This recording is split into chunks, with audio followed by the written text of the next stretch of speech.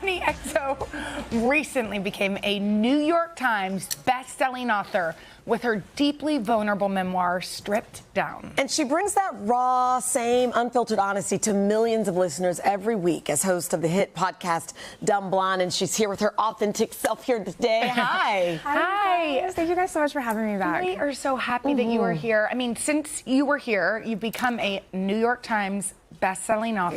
Yeah, You're 13 weeks. I mean, that's incredible. Yeah. What was that like for you? Because we talked about it the last time you were here. The book was deeply personal, very vulnerable. Yeah. You kind of wrote about all of these beautiful and hard things in your life. I did.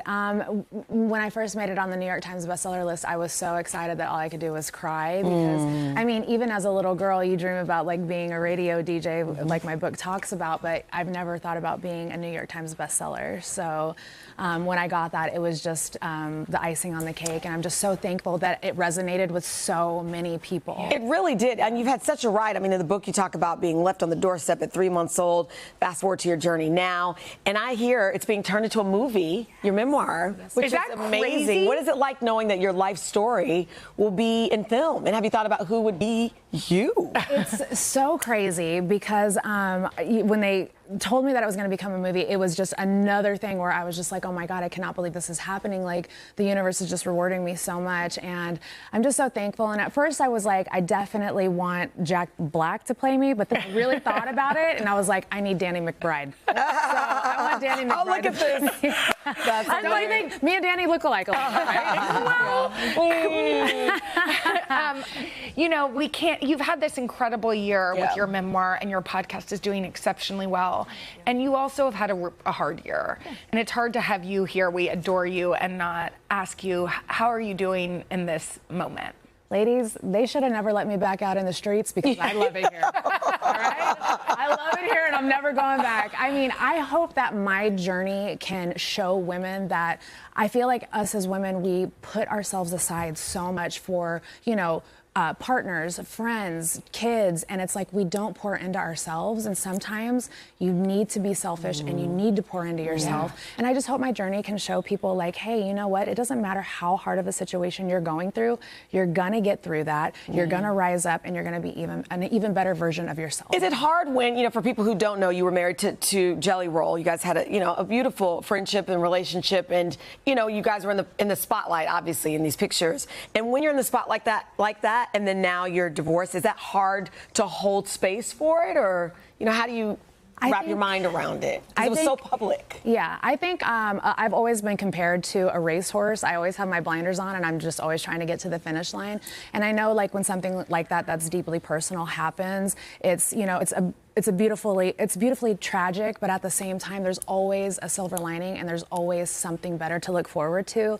Like, I mean, there's so much more to talk about with me, especially, and with women than their past lovers and people in their lives. And I mean, like, my book, my movie, like this new deal that I just signed with Odyssey, which we're about to talk about. Yeah, like there's just so much. So okay. You also say you're having a baddie bunny summer. Oh yeah, baby. What does that look like? Can we come along? I would love if you guys would come along, dude. We would have so much fun. Oh my God, you guys, I've got my smile back, and my smile is like to my ears. Like I'm having the freaking time of my life, and I'm just thriving, you know, and I never thought that it would turn out to be such a blessing, but it's such a blessing, and I'm so thankful. Well, keep dreaming. I read that you plan, perhaps, I don't know if this is true, to maybe go back to school. Oh yeah, definitely. Yeah. You're starting, right? You are. I got accepted into ASU. That's amazing. Yeah, thank you. Yes. What do you want to do? Well, I would like to say I was a 10th grade dropout. Yeah. So getting accepted into college. You moved out on your own at 14, you know? Yeah, so getting accepted into college was a huge deal for me. And after going through the IVF journey and stuff like that, and realizing how much it really does mess up women's hormones, that's what I'm going to school to study. I don't want to say exactly what it is, but I definitely want to come out with my own line of biochemical hormones to help women, because I think people need to talk about hormones for women. Well, since you just brought that up, we have to ask you, I think you had a really open on your own podcast conversation about still wanting to have children. Yes. with your ex-husband. Is that something y'all are still talking about? So I definitely still want to have a baby, and that's going to be one of the newest chapters in my next book, and I can't wait for you guys to read about it because it has been one hell of a journey, let me tell you. I bet. Yeah. You know, we always joke on the show about people sliding into everybody's DMs. I can't even imagine. Are you feeling that now? It is a frickin' smorgasbord.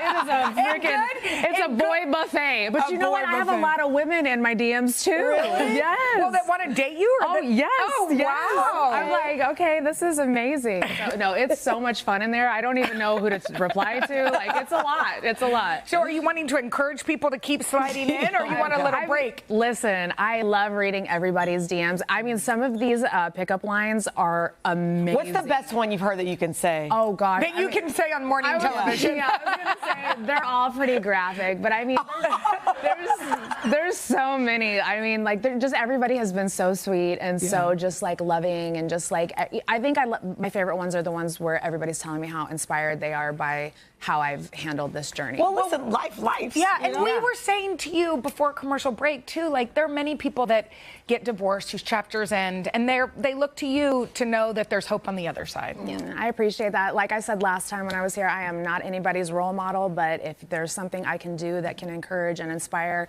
anybody along the way, then I hope that they get to take bits and pieces of my mistakes and my journey and apply it to their life. I love it. Well, Bunnie, thank you. You're the best. And you guys, to hear more from Bunnie, check out her hit podcast. It is called Dumb Blonde, which she is anything. Well, you are blonde. Yes. Well, not naturally. I love that. Or just talk to her on DMs. I'm just kidding. Yeah. All right, up next. I know now it's about to like blow up now. You guys, thanks for watching. I know. Come join us for all the fun every weekday on NBC. Yeah, and don't forget to take us along when you're on the go. Follow the Today with Jenna and Sheinelle podcast on Apple Podcasts, Spotify, or wherever you listen.